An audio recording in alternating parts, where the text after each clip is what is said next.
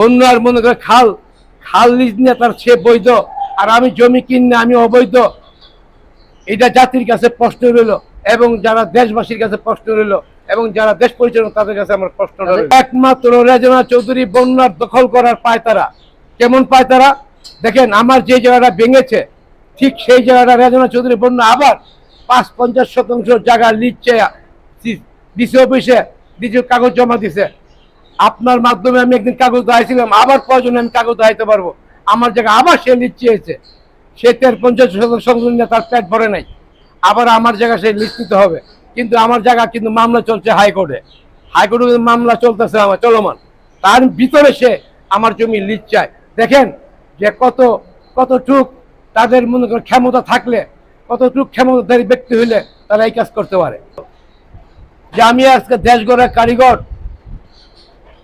আমি দেশের অর্থনীতি নিয়ে কাজ করি। আমি আজকে দেশটাকে ডেভেলপ করার জন্য dairy sector, poultry sector, fishery sector, কৃষি সেক্টর নিয়ে কাজ করি। যা আমার বিল্ডিং উঠতেছে না, আমার নাট্যশালা ভালো করতে পারতেছি না, যে আমার এই নাট্যশালা মনে করেছ হয় না। আমি বললাম, দেখেন, আপনি হলে নাচতে হলে আপনার পোলাপানকে নাচাবেন, গান গাওয়াবেন, আর আমি এমন একজন মানুষ, মায়ের দুধের পাশাপাশি গাভীর দুধ, আমি শিশুদেরকে দুধ খাওয়াবো, আমি শিশুদেরকে মাংস খাওয়াবো। দুধ খাওয়া পরে করবো, মাংস খাওয়া এমএস তৈরি হবে, তখন এমএস থাকলে ছেলে এনার্জি যদি হয়, তখন আপনার কাছে নাচতে যাবে, গান গাইতে যাবে। আপনার আগে আমি, আপনি আমার দিকে তাকায়েন না। সেই বিখ্যাত জাকের ডেয়ারি ফার্ম, তো জাকের ডেয়ারি ফার্মের কর্ণধার আনোয়ার ভাইয়ের সাথে কথা বলবো। আসলে আজকে একটু পুরনো কথা নিয়ে কথা বলবো, কারণ অনেকেই জানতে চাচ্ছে যে জাকের ডেয়ারি ফার্ম ভেঙে দেওয়ার মূল কারণ কি। চলুন আমরা কথা বলি আনোয়ার ভাইয়ের সাথে। ভাই, আসসালামু আলাইকুম। ওয়ালাইকুম আসসালাম। কেমন আছেন? আলহামদুলিল্লাহ, আল্লাহ পাক যে হালে রাখছে, আল্লাহর কাছে লাখ লাখ শুকরিয়া। এখনো যে আল্লাহ পাক বাংলার মাটিতে বাঁচায় রাখছে, সেই জন্য আল্লাহর দরবার শুকরিয়ার শেষ নেই। তবু বলবো, আল্লাহ সহা আছে বিদায় এখনো বেঁচে আছি, বেঁচে থাকার কথা না, তবুও বেঁচে আছে। আচ্ছা, যাই হোক, বেঁচে থাকাও এটা একটা আল্লাহর অশেষ নিয়ামত। তো একটু জানতে চাই, এটা বিশেষ করে জাতি জানতে চায় আবার নতুন করে, আসলে আপনার এই বিখ্যাত জাকের ডেয়ারি ফার্ম, বিশাল ফার্ম ছিল আপনার, অনেক মানুষের সমাগম হতো, এই খামারটা ভেঙে গুড়িয়ে দেওয়ার পেছনের মূল কারণটা কি আছে? হায়রে সোনার বাংলাদেশ, হায়রে এই দেশে জন্ম নিয়েছি। যেই দেশে জন্ম নিয়েছি, প্রত্যেকটা দেশের প্রত্যেকটা নাগরিকের একটা আশা আকাঙ্ক্ষা থাকে, অনেক কিছু আশা আকাঙ্ক্ষা প্রত্যাশা থাকে। অনেকেরই মনে করেছ অনেক রকমেরই আশা বাসা বাঁধে পৃথিবীতে। আমি এমন একটা সুন্দর একটা আশা নিয়ে, এবং বাংলার জাতি মেহনতি মানুষকে কিছু দিব, কিছু খাবো, কিছু নেব, এমনই ভাবে বেশি ছিলাম এই দেশে। অনেকদিন পরে আবার জানতে চেয়েছেন কিভাবে আমার খাবারটা ধ্বংস হইল। সুন্দর একটি প্রশ্ন। আপনারা জানছেন, আপনারা দেখছেন যে আমার উপরে কত বড় অন্যায় হক করা হয়েছে, যে অন্যায় সারা পৃথিবীতে আর নজিরবিহীন ঘটনা আর একটু দাঁড়াইতে পারবেন না। আমি যে জায়গায় খামারটা করেছিলাম, এই জায়গাটা আমার ক্রয় করা সম্পত্তি ছিল। যে অন্যায়, যে অত্যাচার আমার উপর হয়েছে, সারা পৃথিবীর মানুষ দেখেছে, সারা পৃথিবীর মানুষই বুঝতে পারছে যে জুলুমের কি পরিহাস। রাজা যদি পর্যায়ের উপরে জুলুম করে, স্টিমুলার চালায়, সেই পর্যায়ে কখনো বাঁচে না, তবু আমি বেঁচে আছি। আজকে দেখেন, মূল ঘটনা রইল রেজনা চৌধুরী বন্যা। যা হাইকোর্টের নির্দেশ আছে, হাইকোর্টের নির্দেশে যে কোনো খাল বাংলাদেশে লিস্ট হবে না।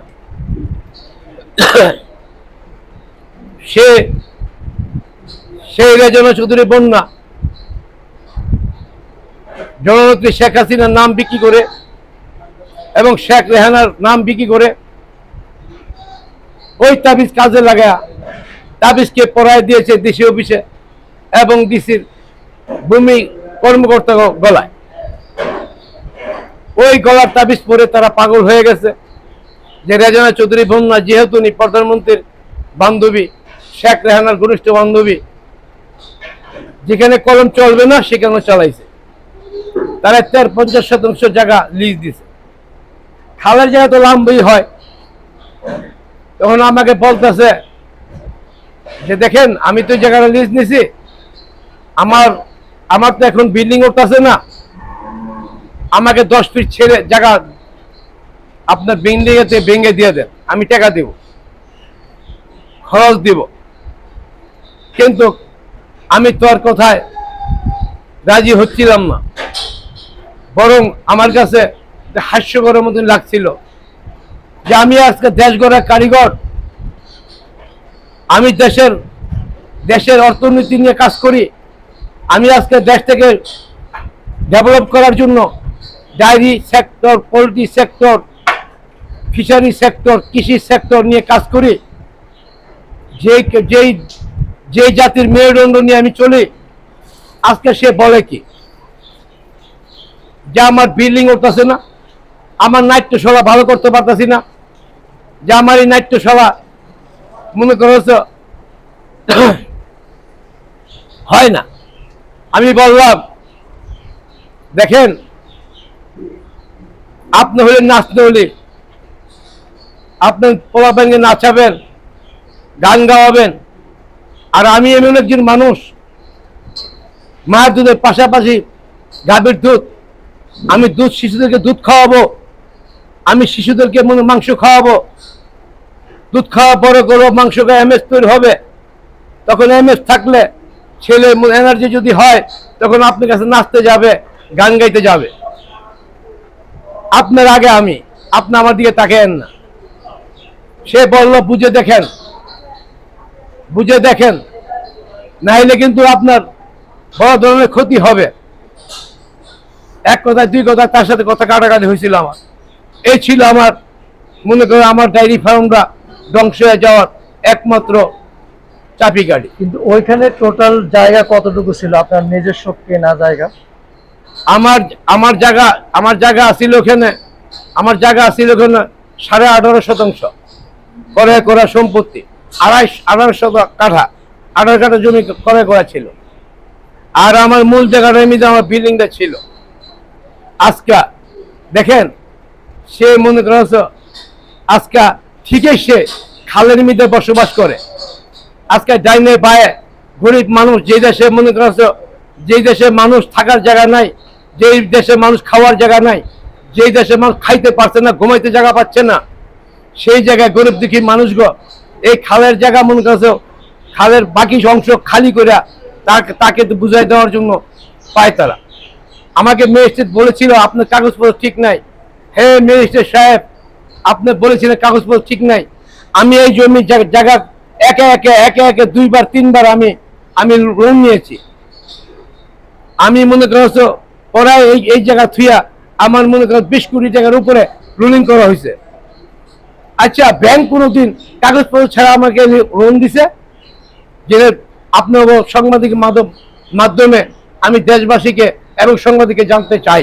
এটা আসলে আমাদেরও প্রশ্ন যে কাগজপাতি ছাড়া তো এতদিন আপনি সেই জায়গায় থাকলেন কি করে, আর সেটা এই সময় এসে কেন অবৈধ বলে এই করা? আমি সেই কথাটাই বলছি। আজকে মনে করছো যে কাগজপত্র ঠিক নাই। দেখেন মিস্টার সাহেব, যখন আমি হোল্ডিং ট্যাক্স দিলাম, যখন আমি ট্যাক্স দিলাম, ভ্যাট দিলাম, গ্যাস বিল দিলাম, পানি বিল দিলাম, কারেন্ট বিল দিলাম, সমস্ত লাইন আমি দিলাম, তখন কি আমার কাগজপত্র ঠিক ছিল না? অবশ্যই ঠিক ছিল। না হলে মনে করেন আপনি ট্যাক্স ভ্যাট নিলেন কি এর উপরে, ট্যাক্স নিলেন কি এর উপরে, খাজনা নিলেন কি এর উপরে? যদি আমার ঠিকই না থাকে, তাইলে আপনি যদি মনে করেন বলেছিলেন, আর মেয়র সাহেব বলেছিলেন যে জাগের ডেয়ারি ফার্মের টেস্ট লেভেল ছিল না, তাই আমরা ফার্মটা ভেঙে দিয়েছি। মেয়র সাহেব, আমার আমার টেস্ট লেভেলের বয়স 50 বছর। আমার এখনো আপনার দরবার সিটি কর্পোরেশনে এখনো খাতায় লিপিবদ্ধ আছে। এখনো আমার 8 মাসের মতন টেস্ট লেভেল আমার রিনিউর সময় আছে। 8 মাস, এখনো 8 মাস সময় 8 মাস এখন আছে রিনিউ করার। হ্যাঁ, আর মেয়র সাহেব বলেছিলেন আমার টেস্ট লেভেল ছিল না, তাই ভেঙে দিয়েছে। এই কিছুদিন আগে সে বক্তব্য দিচ্ছেন, যখন সাদেক একটু ভেঙে দেয় তখন। মেয়র সাহেব, তাহলে মনে করছো রেজনা চৌধুরী বন্যার মনে করে খাল লিজ নিয়ে তার সে বৈধ, আর আমি জমি কিনে আমি অবৈধ। এটা জাতির কাছে প্রশ্ন রইল, এবং যারা দেশবাসীর কাছে প্রশ্ন রইল, এবং যারা দেশ পরিচালনা তাদের কাছে আমার প্রশ্ন রইল। এটা কি ক্লিয়ার যে আসলে এটা কি শুধু খালি হিংসা নাকি দখল করার একটা পায়তারা? একমাত্র রেজনা চৌধুরী বন্যার দখল করার পায়তারা। কেমন পায়তারা? দেখেন, আমার যে জায়গাটা ভেঙেছে ঠিক সেই জায়গাটা রেজনা চৌধুরী বন্যা আবার ৫-৫০% জায়গা লিখছে, ডিসি অফিসে ডিসি কাগজ জমা দিছে। আপনার মাধ্যমে আমি একদিন কাগজ দাঁড়িয়েছিলাম, আবার প্রয়োজনে আমি কাগজ দাঁড়াইতে পারবো। আমার জায়গা আবার সে লিচ চেয়েছে, সে ৫০% তার পেট ভরে নাই, আবার আমার জায়গা সে লিস্ট নিতে হবে। কিন্তু আমার জায়গা কিন্তু মামলা চলছে হাইকোর্টে মামলা চলতেছে আমার চলমান। তার ভিতরে সে আমার জমি লিজ চায়।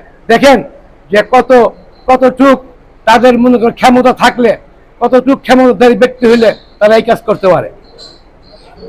দেখেন, রেজনা চৌধুরী বন্যা আপনার শেখ রেহানার বান্ধবী।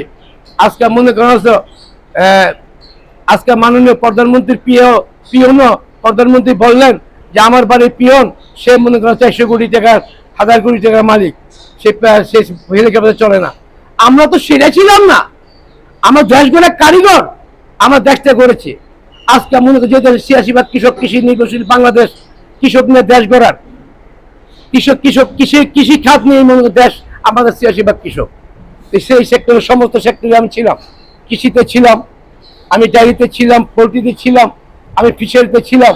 তাহলে আমি সর্ববিষয়ে কৃষক একজন। আমি তো লুট করে দেশটাকে লুট করে নিই।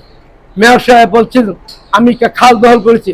মেয়র সাহেব, আপনি নুন নদী দখল করেছেন 100 একর, কিন্তু আমি তো সেটা করেছিলাম না, আমি করে নিয়েছিলাম।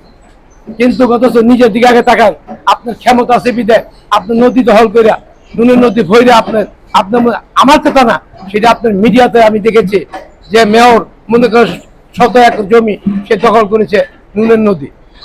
ও নুনের নদী এইখানে শুধু নাচের স্কুল প্রতিষ্ঠা করার জন্য আপনার এই এত বছর তিল তিল করে গড়ে তোলা খাবারটা ভেঙে ঘুরিয়ে দেওয়া হলো। দেখেন, সে এমন এক ব্যক্তি, তার কাছে যে সম্পদ আছে সেই সম্পদ দিয়ে সে সমস্ত সবকিছুই মনে করেন হচ্ছে মানুষের ধ্বংস করতে পারে। কারণ সে যেখানে যাবে সেখানে তার বসার জায়গা আছে, সে যেখানে যাবে সেখানেই তার মনে করেন তার মানুষ আছে। কারণ সে বর্ষের কালে গান গাইতো, নাচতো, সে রমণী একজন সুন্দরী নারী, তাই তার মনে করো তার দিকে সবাই ভালোবাসে। এবং রবীন্দ্রসঙ্গীতের সভাপতি, সেই হিসাবে সে রাষ্ট্রীয় স্বীকৃতি প্রাপ্ত একজন মানুষ। তাই প্রধানমন্ত্রী এবং শেখ রেহানা বিক্রি করে সে অনেক কিছু করতে পারে এই দেশে। আর আমি তো খেটে খাওয়া মানুষ। যেমন দেখেন না, এই দেশে যারা সত্য ভালো অফিসার আছে, সৎ অফিসার আছে, পুলিশের দিকে সৎ অফিসার নাই, অবশ্যই আছে, দেশ চলতো না। আপনার আর্মি থেকে সৎ অফিসার নাই, অবশ্যই আছে। বিজেপি থেকে সৎ অফিসার নাই, অবশ্যই আছে। মনে করছো কিছু অংশ বদ অফিসারের জন্য আজকে পুরা বাহিনীর বদনাম ছড়াচ্ছে। আজকে মনে করছো দেখেন, এই যে রংপুরে গুলি করলো একজন পুলিশ, একজনের সিনায়, আর কি হাজার পুলিশ ছিল না, কিন্তু সে তো গুলি করছে। কিন্তু এর মধ্যে হাজার মানুষ, সে তো সবাই তো মনে করছো রক্ত চোষা পুলিশ নয়। একজন রক্ত চোষা পুলিশের জন্য হাজার পুলিশের দাম মূল্যায়ন মূল্যহীন হইতে পারে না। আমার দেশ, আমার এই সোনার বাংলাদেশ, আমি এই দেশের নাগরিক, আমি দেশ গড়ে কারিগর। আমার এই দেশে ছোট্ট একটু জায়গা আমি বাগে ছিল, আমি জায়গাটুকু দখল করতে পেরেছিলাম, লুটপাট করে নিয়ে গেল। আজকে ডানা ভিজা পাখির মতন ছটপড়াচ্ছি। আজকে মনে করি এমন একটি জায়গায় এক নদীর পাড়ে বসবাস করছি, আমি এখনো বেঁচে আছি। এই বাংলার হাজারো লক্ষ মানুষের দোয়া চাই, এবং এই মানুষের দোয়ায় এবং খামারিগো দোয়ায় এবং ভালো মানুষের দোয়া নিয়ে আমি বাঁচতে চাই। আপনারা আমার জন্য দোয়া করবেন, আমি যেন আগামী দিনগুলা আপনাদের মনের আশা আকাঙ্ক্ষা পূরতে পারি, আমি যেন দেশের উপকার করতে পারি, দেশের কাজ করতে পারি, সেই জন্য আপনার কাছে দোয়া চাই। আমি আর একটা প্রশ্ন করতে চাই, যে জায়গাটা আসলে এখন আপনার হাতছাড়া হয়ে গেল, আপনার কেনা যেটুকু জায়গা রয়েছে সেটা ভবিষ্যতে ফেরত পাওয়ার কোনো আশা রয়েছে কিনা? এখন মনে করছো মামলা চলতেছে, মামলা চলমান, আল্লাহ পাক জানে। কারণ এই দেশে মনে করো বর্তমানে যে দেশে এখন মনে করছো বিচারকরা কিভাবে চলে, এখন বর্তমানে মনে করছো মামলা কিভাবে চলে এবং থানা কিভাবে চলে, পুলিশ কিভাবে চলে, এটা আপনারা সবাই জানেন। আল্লাহ যদি সহায় থাকে আর সত্য বিচার যদি আমি হাইকোর্ট থেকে পাই, তাহলে আমার জায়গায় ফেরত পাবো ইনশাল্লাহ, আশা রাখি। সর্বশেষ জাতির উদ্দেশ্যে বা খামার পাগল যেসব লোক আছে তাদের জন্য কি মেসেজ থাকবে আপনার? আজকে মনে করো যারা মনে করো গরু প্রেমিক মানুষ, যারা দেশ প্রেমিক মানুষ, যারা এই সেক্টর নিয়ে কাজ করতে চান, আপনারা আসুন আমার এখানে এসে এক কাপ চা খান, আমি নিজে বানায় এক কাপ চা খাওয়াবো, আর আপনাকে মনে করো পরামর্শ যদি নিতে হয় দেবো। আর যদি আপনাদের গাভীর প্রয়োজন হয়, গাভীর আমার এখানে শত শত গাভী আছে, ভালো ভালো গাভী আছে, যেসব গাভীগুলো মানসম্পন্ন, যেসব গাভীগুলো মনে করা ভালো দুধের ভালো মানের, আপনারা এই গাভীগুলো আমাদের করে করতে পারেন। আপনারা আসতে পারেন, নিতে পারেন। আপনাদের জন্য ভালোবাসা এবং মনে করেন পরামর্শ দেওয়ার জন্য আমার হৃদয়ের দরজা সবসময় খোলা। আমি আমার হৃদয়ে আপনাকে বরণ করে নেব। আপনারা আসুন, আপনারা জানুন, শুনুন।